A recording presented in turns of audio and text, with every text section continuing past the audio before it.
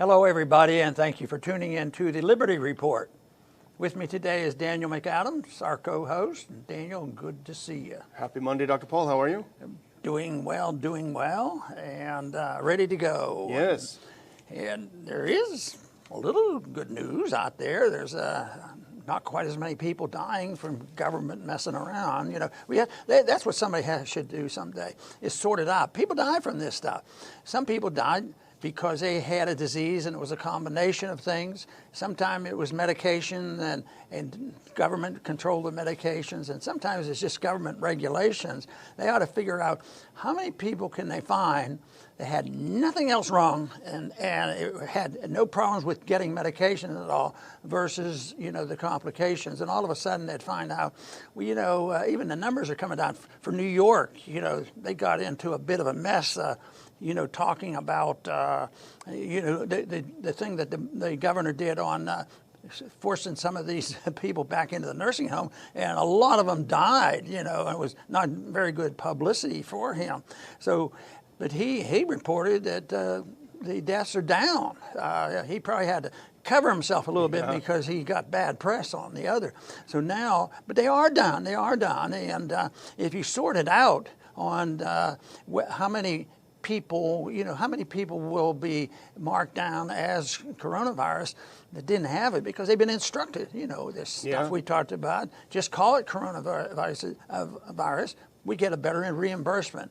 But there was a report out today that there are 5 governors who have forced nursing homes to take these patients. And it's New York and New Jersey and Pennsylvania and Michigan and also California. Those governors did it. I mean, those are generally suspect, some not as much as others. But anyway, the governor said you can't deny them. So that's their idea of civil liberties. Yeah. You know, you can't deny anything to anybody, especially if it's going to monkey around with a government regulation. And yet at the same time, what was going on here is it was a struggle to get the government out of the way. So I assume what happened here is the governors, you know, came along, and no, the market was saying, you know, we want these patients in here. They have the virus and they're positive, and we want them in. And the nursing homes didn't want to, so they get a government edict to force them to do it, which means that somebody with some common sense and in the marketplace making a non-government decision was trying to say, hey, you know, we read something about the elderly or more prone to it. And the elderly probably don't have many people to defend themselves.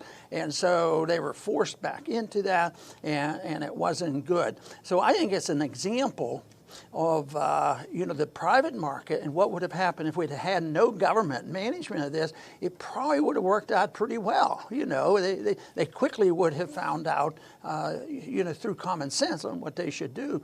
But who knows how many people that were told that they had to be admitted to these nursing homes. We just know about New York. I mean, it was a disaster up there. So government interference, every once in a while they'll have a regulation that actually accidentally does some good, but government regulations don't work. And besides, when they do work, how can they prove that the private market wouldn't have done the same thing? You know, they can't ever take credit. So I think there's a lesson here, and also there's a lesson to the people who live in these states. You know, stand up to these governors, and some of the mayors are starting to. So this is an example of learning that maybe the private sources will be able to handle this better than the government regulators and the Faucis of the world. You know this, which side I'm on that one. Yeah. Well, I think this is really an unreported or underreported scandal. And we showed, thanks to Bob Wenzel who put this up, we showed the tweet from this fellow who looked into it more. But, you know, at least these 5 states, and he says he's looking into more, forced the nursing homes to take in patients that had tested positive for the virus, who were sick. And we've talked about on the show before that some of them, they transport the patients back with body bags. I guess that's more convenient. You save some freight. But this is a big scandal, and when you look at the numbers, it's an even bigger scandal that people should be screaming about. 35% of all U.S. deaths from coronavirus occurred in long-term care facilities, 35%. And this is a New York Times piece from May 10th, updated on May 10th, which is yesterday. In 15 states, the number of residents and workers in nursing homes who died from COVID were more than half of the total deaths in that state from COVID. So more than half of the deaths in 15 states were in nursing homes. This is a huge scandal that nobody is talking about. It is a talk about the war on the elderly, the war on the weakest part of our society. And all the while they're doing this, they're basically killing older people. They're saying, oh, we've got to lock down the country for everyone's health. Even one death is not acceptable. Well, they're causing thousands of deaths. You know, and the question is how, why do the people go along with it, and how do they accept it? And I think it's back to this whole issue of what's been going on here is based on fear. They build up fear in the community, and I'm sure they said, look, these people, you know, could be infectious, and this is a quarantine. This is a wise government quarantine. We'll put them all in there so they can't go out and cause the spread of the disease. They put them in there and they get the disease. So, but the people have to be fearful of it. So the families get fearful, and the patients get fearful, and they say, well, if this is the best thing, and it turns out it was the worst thing to do. But if you, as we go through the various things, and as we have in the last several weeks, it's usually so often based on fear. Scare the people, you know, about what's going on, and then they'll roll over. And, you know, if you don't do this, you know, you could die. If you don't do this, you're going to have no food. If you don't do this, you know, the end of the world will be here. And that is happening so often right now. Because of the failures, I see this glimpse of hope, because if you want to be concerned about what's happening, you have to become more fearful of government rules and regulations. And we don't give it those rules enough question, and the people go along. One thing is they have the force of law, and then you have these fancy organizations like the CDC and WHO, and they come in and they tell you, you know, what is so important, and their ulterior motives are never mentioned to us, so the people go along with it. But I bet you if we went over all the things that we have talked about, there's an element of fear that they talk about, scare the people into it. But that might be the way all incremental socialism and fascism works. You know, you've got to do it. And right now, the biggest thing, and I've talked a lot about this, and it isn't in the Constitution, the role of government isn't there to make us safe and secure. It's there to protect our liberties so that we can have more people making a decision that would have been much wiser for these nursing homes than going along with authoritarian governors who say, we know what's right and we have to take care of you and we're going to scare you. If you don't, you're going to get sick and die. And they go along with this. And it's in the news. It didn't even get in much in the news. You said you didn't see much on it. They don't even get the coverage of it. So hopefully this will wake people up, you know, because at this point when things fail, they just hide it. But if people know about it, you know, and when we talk about all these things on the cost in life and the cost in money, and if it isn't working, and we've used that example so often, whether it's foreign policy, why is it that when it doesn't work, foreign policy warmongering doesn't work, and this social warmongering doesn't work, why don't the people have a much greater desire and understanding that you're not better off by the government taking away your liberties and taking care of you? It's the worst thing in the world you can do. It's called totalitarianism, and what does Bob Wenzel call it? And the people who gravitate to doing it, they call them power freaks. And that's what they are. It's a form of terrorism, really. I mean, if you look at the term, it's to terrify people for a political goal. And I think that's what we're seeing here more and more. But the media does stoke fear, and I think we talked about it earlier. There's all kinds of, just when it calms down, they talk about new ways you can get sick. Now it's through your eyes, through your ears, on the surface, everywhere. Something new comes up. And the media plays such a huge role in this, Dr. Paul. And I clipped a couple of things this weekend from the New York Times. If you go to the first one, this is their weekend briefing. They'll tell you everything to think. This was yesterday. Actually, it's this morning. Weekend briefing. And here's what they had. And let's go to the next one. Here's what they said. This is what they say to people like us, Dr. Paul. Climate deniers and some conservatives are promoting fringe claims that the death toll from the coronavirus is being inflated. They're finding an audience in the White House. So we who listen to the people themselves, Dr. Birx herself said, call everything coronavirus. We've heard it over and over. People who repeat what the experts say themselves are being called climate deniers and basically flat Earth people. Using the word denier, it's a pejorative. It sounds like Holocaust denier, you know. So if you actually think that they're inflating these, as we've shown so much evidence over the past couple of weeks, they're inflating the numbers, well, you're just as bad as a Holocaust denier. Now, you mentioned about the eyes. Do we have that picture that we can show? We didn't have the picture on it. It's a picture I saw today, and it's an individual with his mask on, and his hands are over his eyes like this because, you know, fear. Oh, I didn't know I could get it through my eyes, so I'll do this. Well, it is a little bit crazy about that because there's no evidence that, infectious diseases that go to your lung are inhaled through your eyes. Yeah.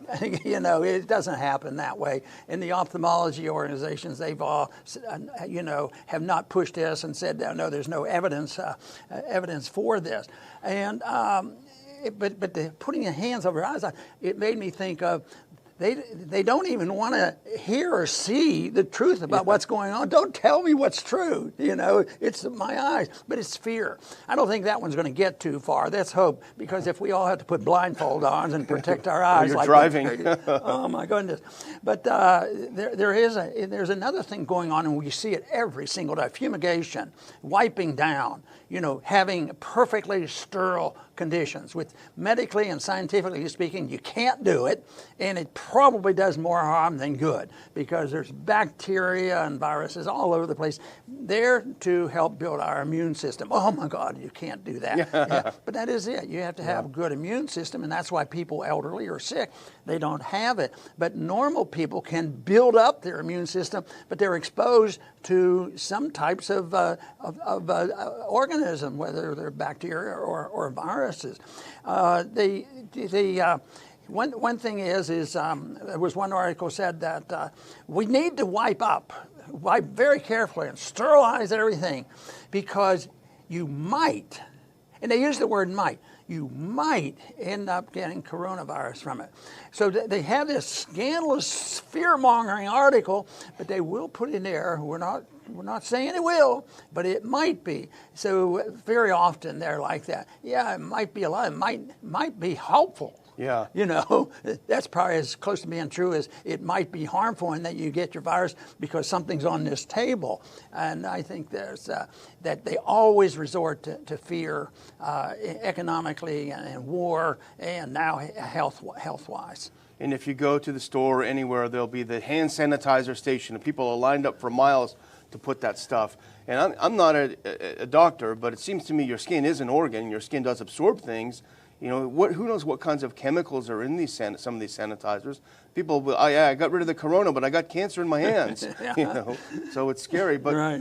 But you know, there's one thing that we want to bring up because this is important, and this is something the media won't want to talk about. We've talked about Sweden a little bit. We've talked about other countries and other states. We've talked about South Dakota, which has done a great job. But here's something that they don't want to talk about. 2 weeks ago, the governor of Georgia, the state of Georgia, said, you know what, we're going to open up.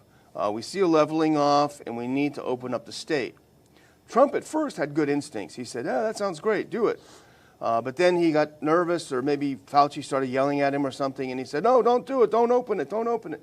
It didn't dissuade the governor, it didn't dissuade Georgia from opening up. And so 2 weeks ago, the media, of course, and the politicians, everyone was condemning this idea.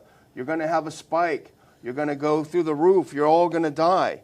But let's look at the numbers. I got this off of the state of Georgia's own website on coronavirus. If we can look at the next one. If you look what happened there on the right side where that line is, when they reopened, it didn't spike. In fact, it went way down. It basically cratered. It flattened completely. And this is with the state more or less completely opened up. So There's a real example there, and it goes against the narrative that they want people to believe. You know, there are a lot of different things that can make the infection get worse and it more contagious. And there's some things like natural immunity are very beneficial that we have to deal with.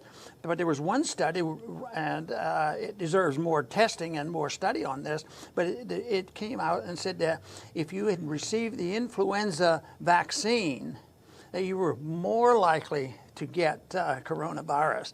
And everybody's mandated practically, orchestrated that, you're almost like an American if you don't get your flu shot. I mean, into the millions of people who do. And of course, we end up still with some of the reports are there's more people dying from influenza than they do from coronavirus. And yet it's never mentioned. It's always, right now you better be scared. Yeah. Because you could die from this. And therefore, you have to listen to Fauci because he's brilliant, and he also is mixed up in the manufacture of vaccines, and are good medication that can be used, and vaccinations aren't absolutely bad because I've told people that when I was in high school, I was sort of glad that the polio vaccine came. Because by the time I got to medical school, I never saw a case of polio, and yet there were a lot of people that we knew of and heard about back then. But that is pretty rare, when we're talking about what they're doing. Get rid of some medication like chloroquine. Don't do it. It's bad. And then say we want to get you a vaccine, and there's going to be big bucks made, and all of a sudden you have 100 companies, racing to get this done. And if anything, I think it would be, if somebody comes up in the next month or two or something like this, I think it would be one of the most dangerous things. Boy, I wouldn't want any of my family taking this vaccine, especially under these conditions. I don't like a lot of them. I don't like these cocktails either. That doesn't sound, scientifically wise. But I would think that to rush to, and that's what people are taught. They're scared enough now that they're just waiting on the vaccine, and so much good is going to happen.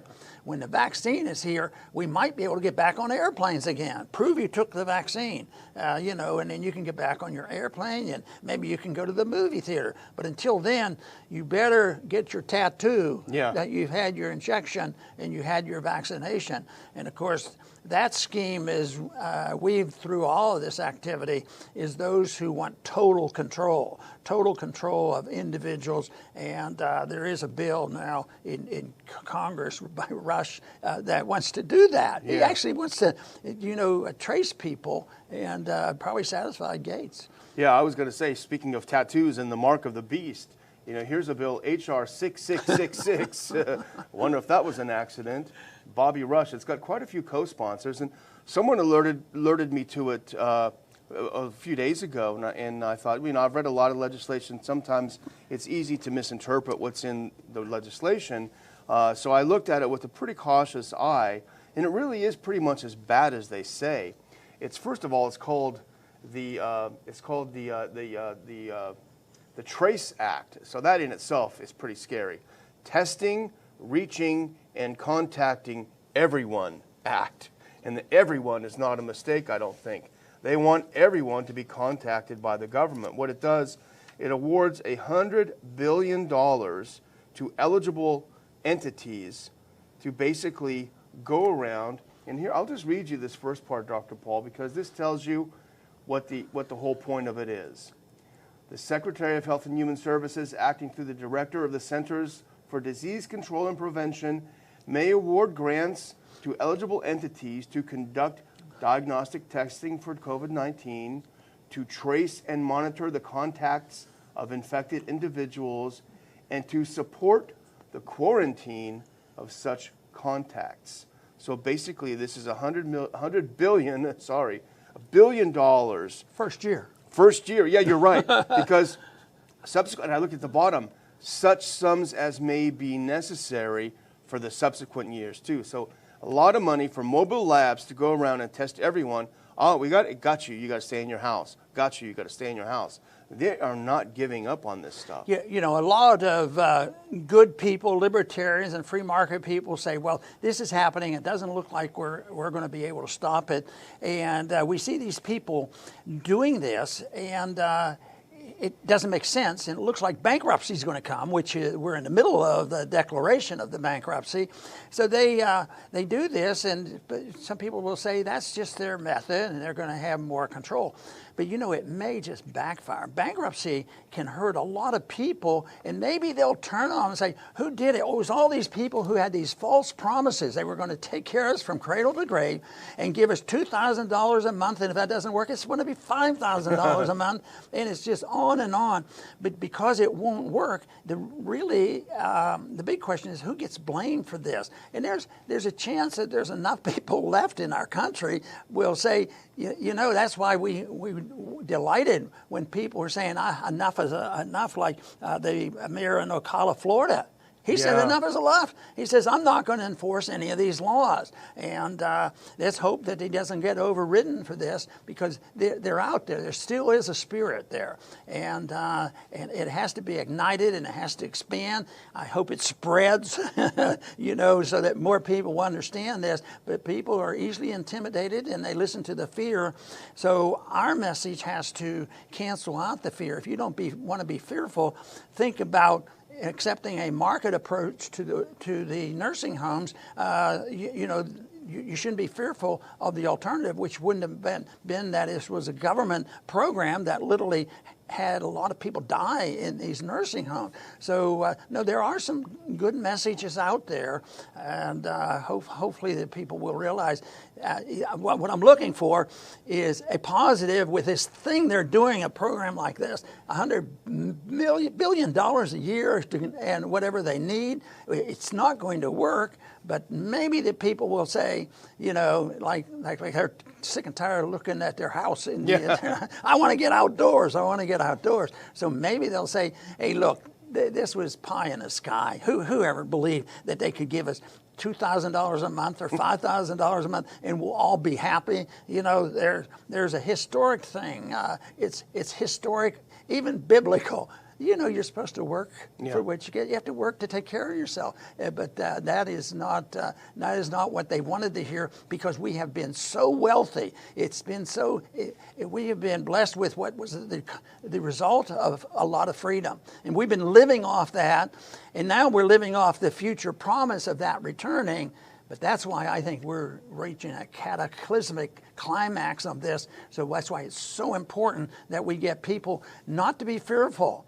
The fear is the unknown and the stupid ideas. We should realize that. But you don't need to be fearful if we have a growing number of people that know that there's an easier answer to this. And it's a terrible thing to think, freedom, I don't know how to handle freedom. What does that mean? You know, it means that you have your life back. Yeah. And you asked earlier in this segment who's going to get blamed for this. I think to a big degree Trump is going to get blamed.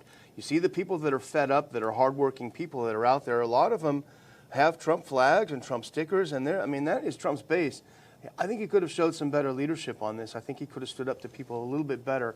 I think he, again, unfortunately, listened to some really bad people. And as we see now, and we haven't even talked about this, maybe we will sometime this week, but this Obamagate exploding, showing the collusion behind the scenes to basically overthrow the Trump presidency from the beginning. There's a lot more to that. So with that, of course they're using this to make Trump look bad, and he kind of is not seeing it like he should. Not that we're support or don't support, we're just trying to observe what's happening. But you also mentioned businesses turning on government, businesses getting fed up. Well, I do want to end with, I found a good picture, a happy picture to end with. This is from a place in California. I won't say exactly in case they get in trouble. If we can look at that last picture, look at this, Dr. Paul. This is a company. These are the signs. They're not supposed to be open. Here's the signs they had in front of their store. We're open to the truth. No masks allowed. Handshakes okay. Hugs very okay. So this is great. This is something that can cheer us when we see a business owner saying, I'm not going to play this game anymore. I'm done with it. I've had it. So that's something we can be happy about. If you look in the description to today's show, there's a way that you can sign up for free updates from the Ron Paul Institute, which this show is a part of. We will certainly never share, give away, or sell your name. It's just a way of keeping in touch. This is an era of increased censorship. Nobody knows what will happen tomorrow, but we would like to be able to keep you posted on what we're up to and send our thoughts out to you. Not very often, but occasionally send them out to you. So if you can go ahead, in addition to subscribing to this channel, sign up for updates from the Ron Paul Institute. That way we can all keep in touch. And thanks very much. Very good. I want to mention a case that comes from California. It doesn't have as good an ending as yours has, but it's in Fresno, California. The husband wanted to take his wife out. Obviously, they didn't have kids with them. He was going to take her out for breakfast, which went yesterday on Mother's Day, and they got there, and I think he waited for 2 hours, and finally he was ready to finally get his breakfast. And he was patient enough to do this, which I wouldn't have had the patience, but he was. But as he was getting there, the police came and said, "That's it. Close the doors. Get out of here, and you don't have any right to do this." And even if they want to serve you, so it was still locked on. That's why we have to bring these two people together, the people that stand up and take a little risk. There was always risk in taking a position of freedom. And that's always the toughest part, because one way or another, even if you don't have the government authorities, it's almost as bad as when you have these do-good other people who want to turn you in. Well, I obey the law. I put my mask on. I cover my, oh no, they don't have to do that. Yeah, I just cover my brain, and you have to do it too. You have to be an idiot like me. So this is really a shame. There is one analogy that I've made that I think is interesting, because I remember the story about Howard Hughes, and he was one that built the biggest airplane ever, the Spruce Goose, and it still exists if you want to see it in California. But he always had a bit of problem with germs, but the older he got, the more fanatical got. And this is no dumbbell. He was brilliant and a good businessman and very, very wealthy. But he had this thing about germs. And as time went on, he became fanatical. He was just, out of control. And I keep thinking, could our society be Howard Hughes syndrome? Because everybody's going nuts over this thing. And if not, his ending wasn't so sweet. He had all the money, but he became so obsessed with this that he did the opposite. They said he ended in filth. He wouldn't bathe or do anything, but he never died from any viruses, I guess. But no, it was really a sad story. And I think his life almost gives us a hint of what our society could be like. So I'm hoping that we can find a better answer than the Howard Hughes syndrome answer, because that was not such a good answer. And the answer is simple. Why don't we have it where the government just leaves us alone? If they want to do something for us, just give us a little protection for our liberty. Don't intrude on our liberty from any government level. Don't start any wars that we don't need. Don't counterfeit the money. Let people make all the voluntary transactions they want, whether they're financial or social. Boy, that is amazing. Well, it wouldn't have been too astounding for Thomas Jefferson and a few others. They sort of hinted that that's what they believed in and tried to put it into the document, but nobody follows the Constitution anyway. But anyway, I still am hopeful that people will wake up, because I've met them and we know about it, and we're in communication with so many with our program, and they communicate with others. So we hope that you will join us in this effort to promoting the cause of liberty and bring some sense. We don't want to go the way of Howard Hughes. It wasn't a good idea. But I want to thank all of you for being supporters and tuning into our program. And please come back to the Liberty Report soon.